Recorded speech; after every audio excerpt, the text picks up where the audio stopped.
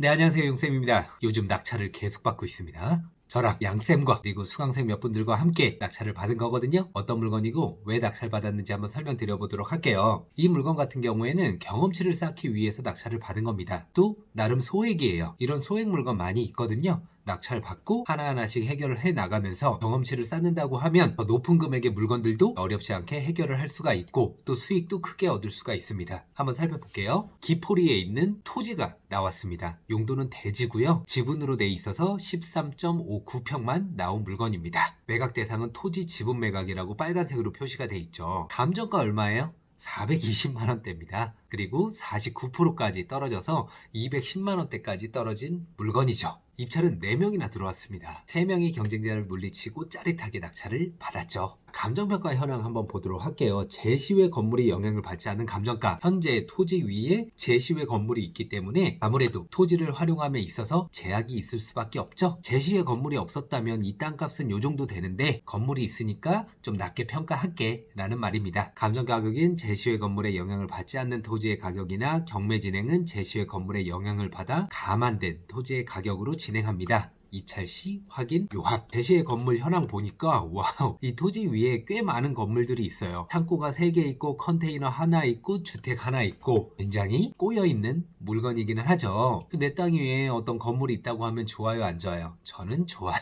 다른 분들은 또 어떻게 생각할지 모르겠지만 저는 매우 좋고요. 협상을 함에 있어서도 굉장히 유리하게 협의를 할 수 있는 상황입니다. 자, 임차인 현황 보니까 2분이 이곳에 거주를 하고 있더라고요. 전입 확정 배당 이런 거 없고 주거 임차인 없음 계약력 없음 뭐 신고된 것도 없고 한 분은 지분 소유자시고 한 분은 해당 지역에 찾아가서 요 지분 소유자를 만나기 전에는 누군지는 모르죠. 하지만 누군가는 이곳에 거주를 하고 있기 때문에 협상하기가 더 수월할 겁니다. 자, 명세서 요약사항에 소멸되지 않는 등기부 권리 해당 사항 없고요. 설정된 것으로 보는 지상권 해당 사항 없습니다. 다만 주의사항이 어때요? 최저 매각 가격은 제시외 주택 및 창고로 인하여 제한받는 가격으로 제시외 주택 및 창고는 매각에서 제외됨. 법정지상권 성립 여부는 입찰자 니들이 알아서 판단하고 입찰해 라는 거고요. 공유자 우선 매수권 있는데 공유자 우선 매수는 들어오지 않았습니다. 근데 또 재미난 건 이후에 설명드리겠지만은 얼마 전에 또 한 분의 지분이 경매로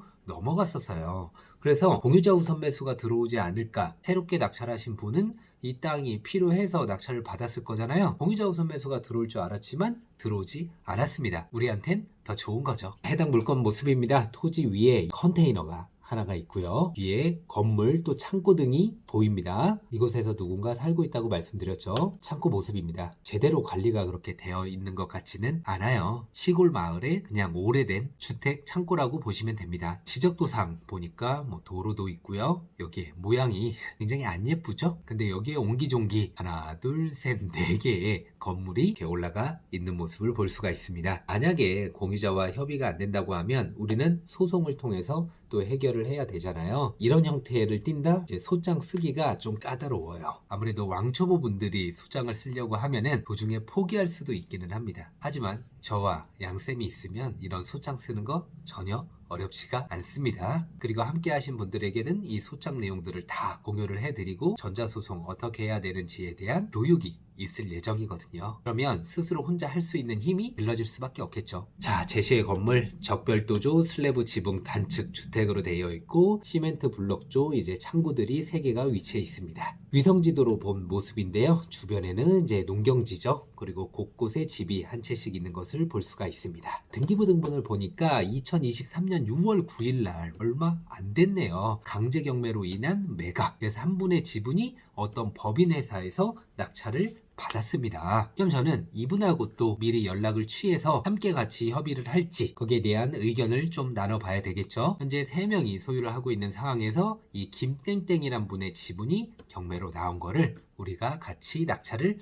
받은 겁니다. 이 물건 굉장히 재미있을 것 같아요. 또 법인 대표는 어떤 생각을 가지고 있을지 궁금하기도 하고요. 자, 이분은 얼마에 받았냐? 이때 감정가는 421만 1,540원. 지분은 똑같았어요. 우리가 낙찰받은 지분과 이분이 낙찰받은 지분은 똑같았습니다. 대지고 아까 지분 토지 13.59평이라고 했잖아요. 이분은 370만 원에 받았네요. 우리는 얼마에 받았어요? 376만 원에 받았죠. 6만 원 조금 더 썼습니다. 이때는 또 3명이 들어왔네요. 이분은 2023년 6월 9일 날 잔금 납부를 했고요. 근데 이분한테 우편을 보내지 않더라도 이분의 연락처는 다 파악을 할 수 있어요. 낙찰자고 공유자잖아요. 사건 열람을 해볼 수가 있습니다. 근데 사건 열람을 하기 위해서 해당 서산지원에 가야 될까요? 안 가도 됩니다. 그럼 어떻게 해요? 전자소송 사이트에서 해당 경매 번호를 입력을 하면은 이 사건에 대한 모든 내역들이 스캔돼서 올려져 있는 것들을 낙찰자이기 때문에 다 볼 수가 있습니다. 그럼 이분 입찰했을 때 어떻게 했을까요? 그 사건을 열람한다고 하면 이분이 처음 입찰했을 때의 입찰서 내역에 연락처가 있을 거잖아요. 그 연락을 해서 어떤 식으로 이야기를 하는지 좀 내용을 들어보고 향후 진행 방향을 결정을 하면 될 것 같습니다. 어쨌든 여러분들 소액으로 경험치를 쌓을 수 있는 물건들 정말 많이 있거든요.